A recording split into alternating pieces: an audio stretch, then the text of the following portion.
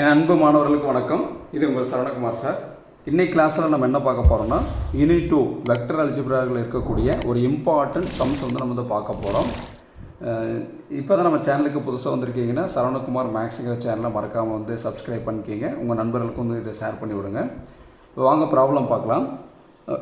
இப்போ vector algebra பொறுத்தளவு நீங்கள் ப்ராப்ளம்ஸ் ஒர்க் அவுட் பண்ணும்போது எப்போயுமே பார்த்தீங்கன்னா கொஸ்டின்ஸில் வெக்டர்னு கொடுத்துருக்காங்களா பொசிஷன் வெக்டர்னு கொடுத்துருக்காங்களான்னு சொல்லி பார்க்கணும். சரிங்களா? இப்போ பாருங்கள், ஷோ தட் த வெக்டர்ஸ்ன்னு கொடுத்துருக்காங்க.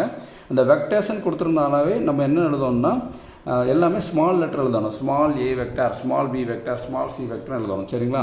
இப்போ என்ன வெக்டர்ஸ்ன்னு கொடுத்துருக்காங்களா, அப்போ நம்ம இங்கே எடுக்கும்போது லெட் எடுத்துக்கிறேன். A vector equal to small A vector equal to first ஆக்குறது A vector 3i vector plus 2j vector minus 2k vector. இது ஏ வெக்டார் எழுதியாச்சு. இது ஃபஸ்ட் ஆக்குது ஏ வெக்டர் எழுதிட்டோம். அடுத்து இருக்கிறது பார்த்திங்கன்னா இதை என்னென்னா நம்ம பி வெக்டர்னு நம்ம பேர் கொடுக்க போகிறோம். அப்போ B vector equal to 5i vector minus 3j vector plus 3k vector.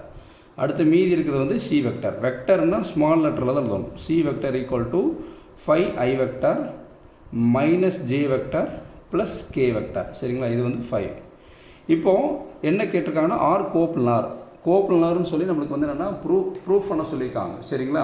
தமிழில் எப்படி கேட்பாங்கன்னா ஒரு தள வெக்டர்கள்னு சொல்லி கேட்பாங்க. ஒரு தள வெக்டர்கள் என நிறுவுகள்னு சொல்லி நம்மளுக்கு கேட்பாங்க. இப்போது கோப்லனாருடைய கண்டிஷன் ஃபஸ்ட்டு பார்க்கலாம்.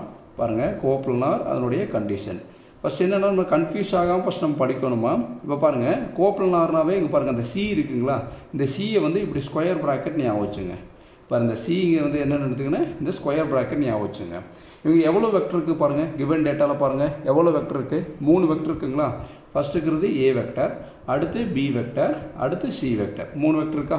பாருங்கள், கோப்லனார்னாவே என்னென்னா இந்த சி மாதிரி இருக்கா, அதை இந்த ப்ராக்கெட் போட்டுக்கோங்க, ஸ்கொயர் ப்ராக்கெட். அப்போ பார்த்திங்கன்னா எவ்வளோ வெக்டர் இருக்குன்னு பாருங்கள். ஏபிசி 3 வெக்டர் இருக்குங்களா. அதை எழுதிட்டு நடுவில் என்னென்னா கமா கொடுத்துருங்க. கொடுத்துட்டு ஈக்குவல் டு இந்த சி பக்கத்தில் இங்கே என்ன இருக்குது பாருங்கள், ஓ அது 0ன்னு வச்சுங்க. அவ்வளோதான். ஃபார்முலா மனப்பாடம் பண்ணாமல் இருக்கிறதுக்கு ஒரு ஈஸியான வழி என்னென்னா சின்னா ஸ்கொயர் ப்ராக்கெட் போட்டுருங்க. கோப்லனாரில் ஓ 0. அப்போ என்னென்னா ஸ்கொயர் ப்ராக்கெட் பாக்ஸ் ப்ராடக்ட் இந்த மாதிரிலாம் சொல்லுவாங்க. A vector comma B vector comma C vector equal to நம்மளுக்கு என்ன 0 நம்மளுக்கு வரணும். இதுதான் என்னென்னா கோப்லனாராகவே கம்பல்சரி ஆன்சர் என்ன வரணும், நம்ம 0 வரணும். சரிங்களா? இப்போ நம்ம என்னென்னா இதெல்லாமே ஸ்டெப் 1 வச்சுக்கலாம். இது எல்லாமே ஸ்டெப் 1. இப்போ இந்த ஸ்டெப் 2ல் என்ன பண்ணலான்னு பாருங்கள். இந்த ஸ்டெப் 2, இந்த ஸ்டெப் 2ல் ஸ்கொயர் ப்ராக்கெட் ஆஃப் அதாவது box product A vector comma B vector comma C vector equal to, புரியுதுங்களாம்மா, இது என்ன பண்ணணும்னா டிட்டர்மினன்ட் இருக்கும். டிட்டர்மினன்ட் ஃபஸ்ட்டு ஏ வெக்டருடைய கோஎஃபிஷியன்ட் பாருங்கள். ஐக்கு முன்னாடி என்ன இருக்குது, ஜேக்கு முன்னாடி கேக்கு முன்னாடி இருக்கக்கூடிய நம்பர், அதுதான் கோஎஃபிஷியன்ட். ஐக்கு முன்னாடி என்ன நம்பர் இருக்குது பாருங்கள் 3, ஜேக்கு முன்னாடி என்ன இருக்குது +2, கேக்கு முன்னாடி என்ன இருக்குது -2. அதை எடுத்து எழுதிருங்க. அதே மாதிரி பி வெக்டரில் பாருங்கள், ஐக்கு முன்னாடி என்ன இருக்குது 5, இந்த ஜேக்கு முன்னாடி -3, கேக்கு முன்னாடி 3. அதை எடுத்து எழுதிருங்க. சிக்கு முன்னாடி பாருங்கள் 5, அடுத்து -1, அடுத்து என்ன +1. இப்படி எழுதி முடித்ததுக்கப்புறம் நம்ம என்ன பண்ணோம்னா இந்த ஃபஸ்ட்டு காலத்தையும் செகண்ட் காலத்தையும் ஆக்சுவலி இது கிராமர் ரூலில் போடுற மெத்தடு, இந்த டிட்டர்மினன்ட் மெத்தட் 3/3 நம்ம எக்ஸ்பேன்ஷன் பண்ணுறது. நம்ம என்ன ஒரு ஷார்ட்கட் மெத்தடுங்க நம்ம ஃபாலோ பண்ண போகிறோம். இந்த ஃபஸ்ட்டு காலத்தை திருப்பி நீங்கள் எழுதணும். ஃபஸ்ட்டு 3 இது எழுதுனதுக்கப்புறம் இந்த ஃபஸ்ட் காலத்தை திருப்பி ரிப்பீட் பண்ணுங்கள். 3, 5, 5ங்கிறது ஃபஸ்ட்டு காலம். அடுத்த செகண்ட் காலம் பாருங்கள் 2, -3, -1 எழுதுனதுக்கப்புறம் டிட்டர்மினண்ட்டை க்ளோஸ் பண்ணுங்கள். இதுக்கப்புறம் ரொம்ப ஈஸி தாம்மா. சரிங்களா? இப்போ என்ன பண்ணணும்னா கால்குலேட்டர் எடுத்துகிட்டு ஈக்குவல் டு கொடுத்துட்டு இங்கே ப்ராக்கெட் சிம்பிள் ஓப்பன் பண்ணிக்கோங்க. இப்போ கால்குலேட்டர் எடுத்துங்க. இங்கே பாருங்கள் என்ன பண்ணணும்னா கிராஸாக மல்டி பண்ணணும். பாரு, இந்த ஃபஸ்ட் நம்பர் எடுத்துங்க. இது கிராஸாக இப்படி ஏரோ மார்க், இந்த ஏரோ மார்க் மைனஸில் படுற மாதிரி பண்ணக்கூடாது. அப்போ ஒன்றுன்னா நீங்கள் என்ன பண்ணுவீங்கன்னா தப்பு பண்ணிவிடுவீங்க. இந்த மைனஸில் வர மாதிரி நீங்கள் ஏரோ மார்க் இழுத்து விட்டிங்கன்னா அது ப்ளஸ் மாதிரி நீங்கள் நினச்சி எக்ஸாமில் தப்பு பண்ணிவிடுங்க. அதனால் இந்த சிம்பிள் மைனஸ்க்கு முன்னாடி நீங்கள் நிப்பாட்டிடணும். இப்போ என்ன பண்ணால் 3 × -3 × 1 இதை நம்ம கால்குலேட்டராக பண்ண போகிறோம். 3 × -3 × 1 ஆன்சர் என்ன வருது பாருங்கள் -9. அந்த -9 நம்ம இங்கே எழுதிக்கலாம். அடுத்து பாருங்கள், இதை மல்டி பண்ணணும். 2 × 3 × 5, 2 × 3 × 5 நம்மளுக்கு ஆன்சர் என்ன வருது பாருங்கள் 30 +30. எந்த சிம்பிளும் இல்லைன்னா ப்ளஸ்ன்னு அர்த்தம். சரியாம்மா? அடுத்து பாருங்கள் -2 × 5 × -1, -2 × 5 × -1 நம்மளுக்கு ஆன்சர் என்ன வருது 10. என்ன 10 வருது, முன்னாடி எந்த சிம்பிள் இல்லைன்னா +10 அர்த்தம். இதுக்கப்புறம் என்ன பண்ணால் ப்ராக்கெட்டை க்ளோஸ் பண்ணி விடணும். புரியுதுங்களா? இப்போ கிராஸாக மல்டி பண்ணதுக்கப்புறம் ப்ராக்கெட் க்ளோஸ் பண்ணி இங்கே பாருங்கள் 2 நம்பர் தான் இருக்குது, இங்கெல்லாம் எடுத்துக்கூடாது. அடுத்து என்ன பண்ணணும்னா நடுவில் எப்பயுமே வந்து மைனஸ், அடுத்து ப்ராக்கெட் ஓப்பன் பண்ணிவிட்டு இந்த நம்பருக்கு எப்படி மேலேருந்து கீழ் நோக்கி நம்ம வந்து மல்டிப்ளை பண்ணமோ அதே மாதிரி கீழேருந்து மேல் நோக்கி பண்ணணும். அதே மாதிரி இங்கே ஃபஸ்ட் நம்பர் தான் ஆரம்பிக்கணும். 5 × -3 × -2 எடுத்தோடனே எல்லாம் ஏரோ மார்க் போடாதீங்க, நீங்கள் கன்ஃபியூஸ் ஆகிடுவீங்க. எதை மல்டிப்ளை பண்ணுறீங்களோ அதை மட்டும் ஏரோ மார்க் போட்டுங்க. சரிங்களா? 5 × -3 × இங்கே என்ன இருக்குது பாருங்கள் -2. அப்போ ஆன்சர் என்ன வருது? +30. அப்போ இந்த 30 இங்கே எழுதிங்க.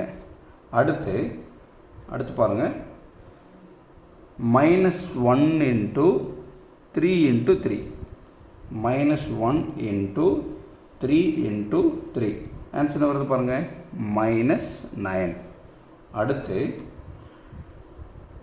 1 × 5 × 2 1 × 5 × 2 ஆன்சர் என்ன வருது பாருங்கள்? +10. சரிங்களா? இந்த +10 எழுதியாச்சு. இப்போ இது எல்லாத்தையும் நீங்கள் கால்குலேட்டர் ஒரே மாதிரி அடிங்க பாருங்களேன். இங்கே என்ன இருக்கோ அது அப்படியே நீங்கள் கால்குலேட்டர் அடிச்சிங்கன்னா உங்களுக்கு ஆன்சர் வந்துடும்.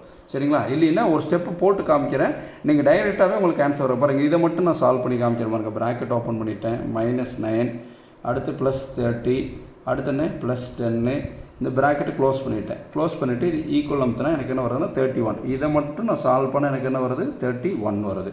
அடுத்து இந்த மைனஸ் சிம்பிள்லேருந்து அடிக்கணும். மைனஸ், திருப்பி ப்ராக்கெட் போட்டேன்.